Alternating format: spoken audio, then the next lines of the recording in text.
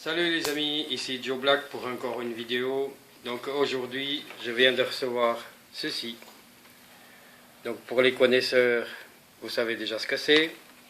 Et je vais avoir le plaisir de l'ouvrir avec en présence de vous. Voilà.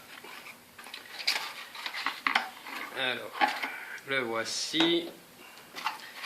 Comme j'ai vu certaines vidéos, ça aide énormément au lieu qu'on s'amuse à prendre des petits morceaux. Ici le four. À prendre des petits morceaux avec la main et à passer devant le détecteur une fois et une fois et une fois. Avec ça, ceux qui l'ont déjà, ils savent très bien, ça change la vie. Alors, voilà. Donc le petit livret avec le manuel d'instruction. Et je suppose que ça, c'est... Voilà, donc je pense pour envoyer à Gareth, comme une espèce de fidélisation. Voilà. Alors, normalement, comme la plupart de tout le monde, je pense que je vais faire pareil comme vous. Je ne vais pas regarder le mode d'emploi et on va essayer directement. Alors là, il est allumé. On peut voir qu'il y a une lampe, tel comme c'était décrit. Et puis, je vais essayer dans ma bague. Ah ben, c'est nickel, je pense que vous l'entendez aussi. Ça marche! Maintenant, il ne manque plus qu'à arriver au week-end, puis qu'il ne fasse pas trop mauvais, pour aller essayer comment ça marche sur le terrain, comme on dit. Allez, à tout à l'heure!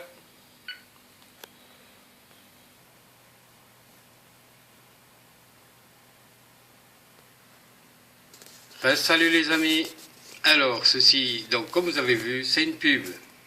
Donc si tu veux voir des nouvelles vidéos chez moi, tu peux. Si tu veux voir des différentes sortes de vidéos chez moi, tu peux.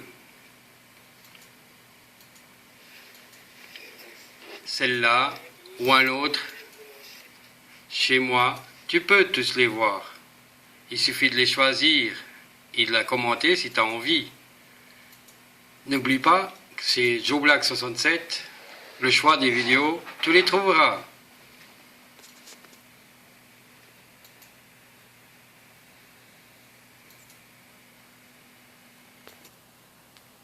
Voilà chers amis, alors après cette petite page de pub, comme vous pouvez voir ici, il y a plusieurs photos du même château. C'est un château à Óbidos en Portugal donc. Mais aujourd'hui, je ne vais pas vous parler spécialement de ce château, mais dans un ensemble de tous les châteaux qui existent dans tous les pays et où il y a aussi des détectoristes comme moi. Alors moi, aussi quand j'ai eu mon détecteur, donc j'avais le mode d'emploi et les explications de où et où il ne faut pas y aller. Alors moi, j'ai déjà vu des vidéos où il y a des gens qui sont près des châteaux et ça, c'est dommage de le faire. Je suis d'accord qu'on peut peut-être trouver des trucs que ça vaut la peine, que c'est peut-être même pour vendre et puis que ça peut donner pas mal d'argent, mais tous ceux qui font là, j'aimerais et j'espère que vous arrêtez ceci parce que vous le saurez que pour l'instant la loi au niveau des détecteurs et détecteuristes, elle est limite. On est dans une barre très limite à ne pas franchir. Alors essayez d'éviter ça. En plus, j'ai vu une vidéo où il y a des gens qui ont été détectés dans un site archéologique où les fouilles étaient en train d'être faites. Alors, ceci, ça s'est passé en France. Je ne vais pas dire qu'en Suisse c'est différent, mais c'est pas le cas, et j'espère pas. Mais j'aimerais que ces gens ils arrêtent là, parce que là, notre plaisir, loisir de faire de la détection, si ça continue comme ça, il va être interdit. Et là, après, qu'est-ce qu'on fait des détecteurs? Qu'est-ce qu'il nous reste à faire? Les vendre chez qui et comment, puisque c'est interdit partout. Alors, soyez sympas les gars. Arrêtez d'aller vers des châteaux.